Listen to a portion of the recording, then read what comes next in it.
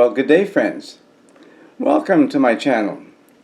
Ted here, and welcome to my home. Today is December 24th. Just a short one today. Wanted to first of all wish you all a Merry Christmas and a Happy New Year, and just a week away. I have a little bit of quiet time, and so I wanted to thank you for your support in this past years. It's been wonderful.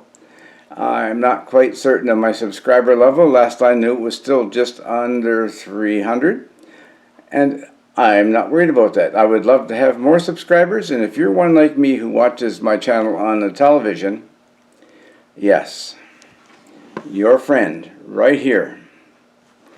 Log in and subscribe if you would, please, and ring the bell. Appreciate the comments. Always appreciate my faithful followers' comments.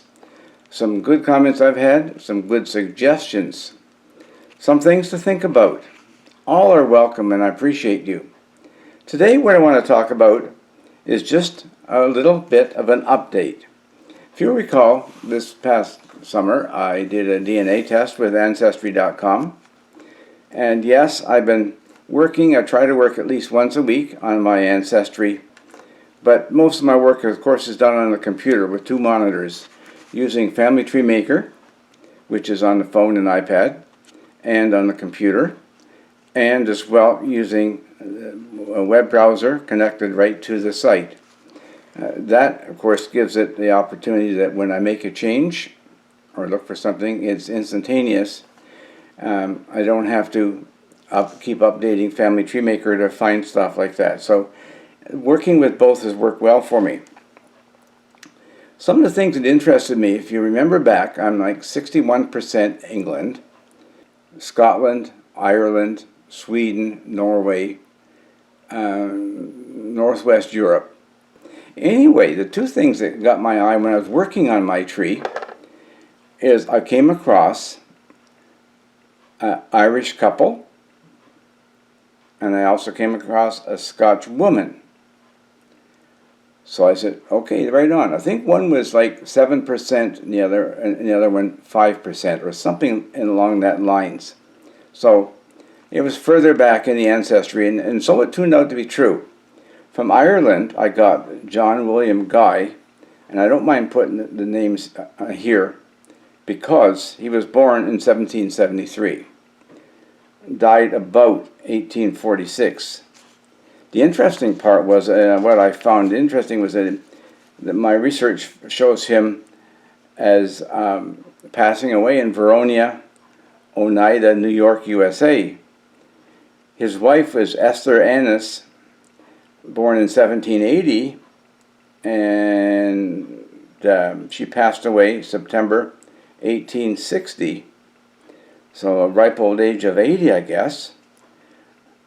Still in Offaly, Ireland. Colloian. I'm not good at pronouncing names, especially. Okay. Anyway, I found that interesting. I don't know if she immigrated with him to the U.S. and when he passed away. That's like 14 years after he did. Don't know if she went back to Ireland to be with family.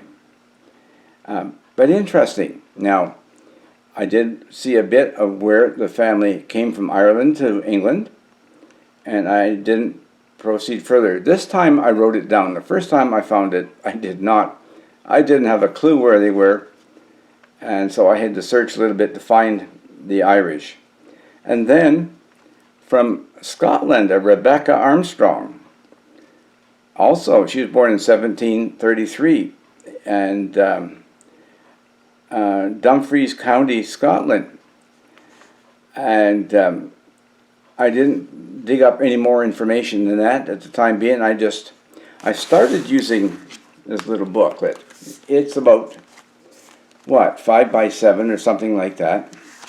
It was a gift from an amateur radio store, communication store in Winnipeg, and I thought, I gotta start making records. And I apologize that I have not been very good. I haven't even really learned how to keep records well.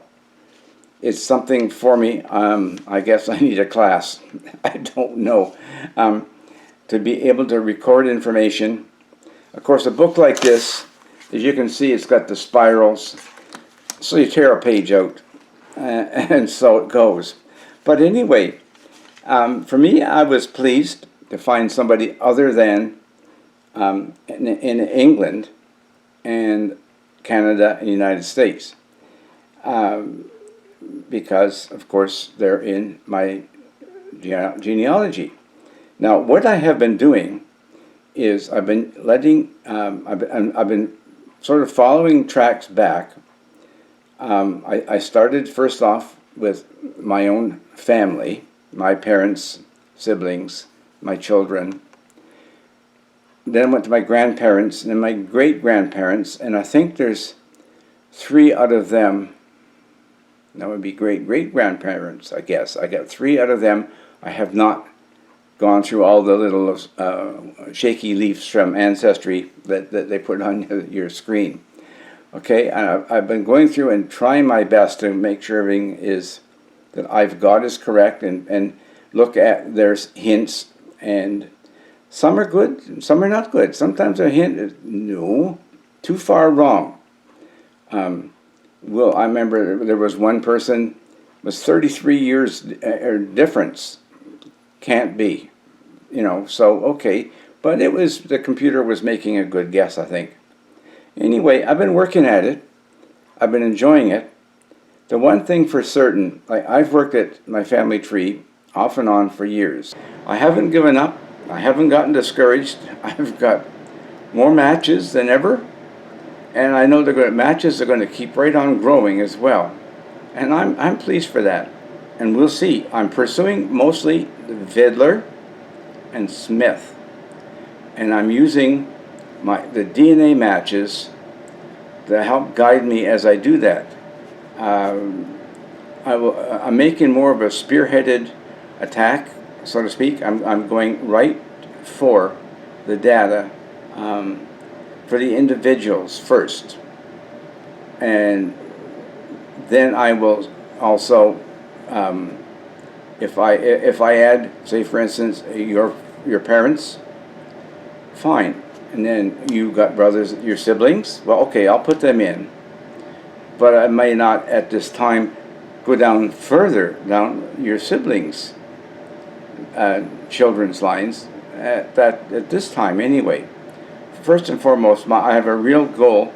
I'd like to track the Vidler family back to around 1065 or so, when one of the Vidlers was honored by his king in England, and I have a long way to go. I have a very long way to go. The Smith family, okay, furthest back, 950 AD. No information, just a name. His son, yes, his son and his wife's family in France. I could have pursued that one. Needless to say, I'm using Ancestry, I guess it's worldwide or whatever, package, and I pay quarterly to make it a little bit easier on the budget. So I suggest, if you're thinking about that, you might want to do that. For me, it's been a real joy. I'm learning, I'm having fun, and you know what? As long as I can read, see, hear, in other words, until such time as old age prevents, or an accident or something, if I'm still able to use a computer, I'm going to continue having fun with this. Like I say, the end result, I'm having a good time, and I'm learning more about my family. I was relieved. Told my mother, if I find out Blackbeard was not a member of my family, that's a good thing. She said, don't worry about it, he wasn't. So obviously, she knew more than I did. Anyway, it's been interesting. So, there's my little report for now. And hopefully next week I'll be able to get out and do a little exploring. One spot I went walking in the woods, checking, looked like it wasn't in the woods, it was in the prairie grass with a few trees around. It was actually in the tall prairie grass, and that looked like possibly a spot that I can use to make a little spot where I can go out in the woodlot and not be in the woodlot is proper, therefore not in the poison ivy. I don't need another bout of it. And by the way, my hand is clear. Took a couple of weeks, almost 3 weeks, but it cleared up. I'm thankful for that. I'm thankful for each one of you. So you have yourself a fine day, a blessed Christmas, a happy New Year, and look forward to visiting with you in the new year. All God's best. Ted's clear.